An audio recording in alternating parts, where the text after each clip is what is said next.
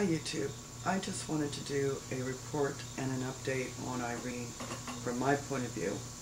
I am in the southeastern United States, kind of mid-south, northern south, I don't know what you call it, Maryland, about an hour and a half from Washington, D.C.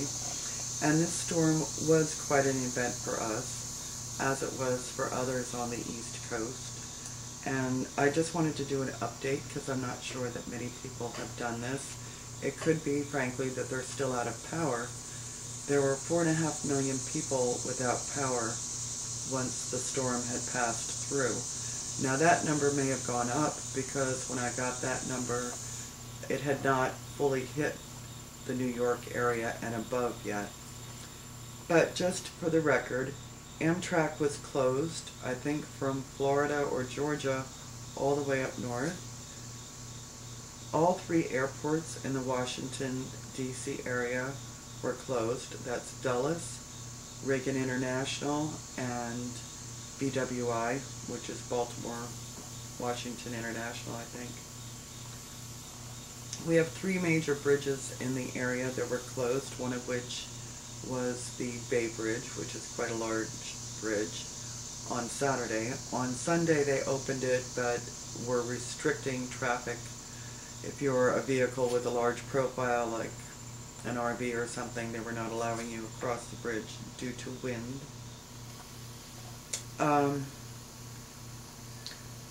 The Tri-County area that I live in, I am not one of the counties that was hit the worst. We had one that was actually hit worse than us, St. Mary's County, which is down closer to the water.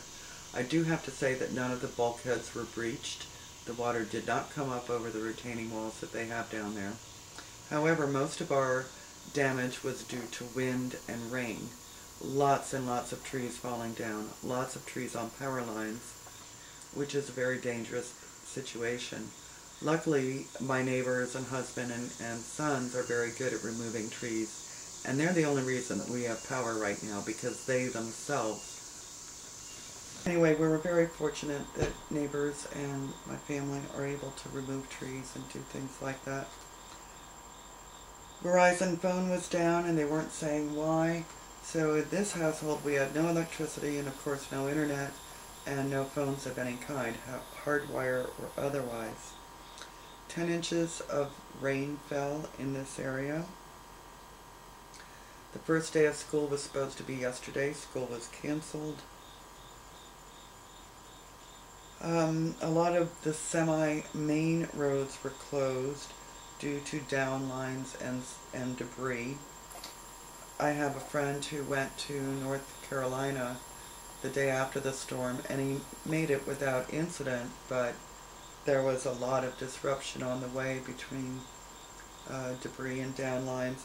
And at least where he was going in North Carolina, they had electric, but there's a lot of pines in North Carolina, and a lot of them were down. So lots of tree removal. In St. Mary's County, which I mentioned was the worst hit in this area, 1/3 of the businesses were closed due to power outages and flooding. Now, I know flooding has been a big issue. This was not the storm of the century by any means, but it's not nothing. It was quite a storm. And there's a couple things I want to bring up just in terms of preparedness. You have to keep in mind, first of all, that there could be more than one event going on. We could have an event such as we just had, and the next day have an earthquake. We had an earthquake, as you know, not too long ago. That was also hopefully uneventful. I say hopefully because now there's rumors that maybe the nuclear plant in Virginia did have more trouble than we thought. And of course that was a concern of mine going into this next event, that if flooding or anything further compromised it or any other nuclear plant, that was a concern of mine. Now, something that tends to happen when you're in a situation where the power is out and you're not able to do what you normally would do, you have more to do, such as tree removal and, setting up for a non-electric kitchen, that kind of thing. Fatigue is a big factor. And I can tell you that the day after, our first day of no power, so the day after the storm, getting ready, not knowing, and hearing that we were probably going to be days and days without power, we did a lot to prepare, take things out that needed to come out from storage and what have you. And fatigue is a big factor. Had it been more of an event than it was, it would have been more so. And when you're tired, tempers go, and it's just something you kind of have to watch out for and really try as much as possible to rest up when you can, because you don't know what might be down the road. I also want people to know, if you have livestock and you're on a well, therefore you don't have water for your livestock, I know in this area at least, the fire department will deliver water so that you can fill your livestock tanks.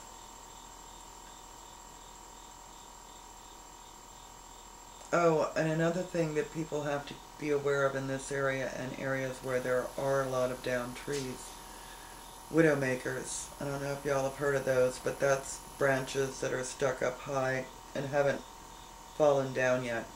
So from now, for a while, anytime the winds are high or anytime you're even just out walking in the woods, you kind of need to be aware of what's above you.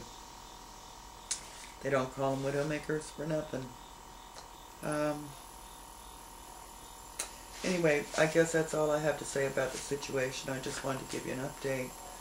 I am going to attach at the end of the video some of the footage of the tree that fell on our property and a couple around the area.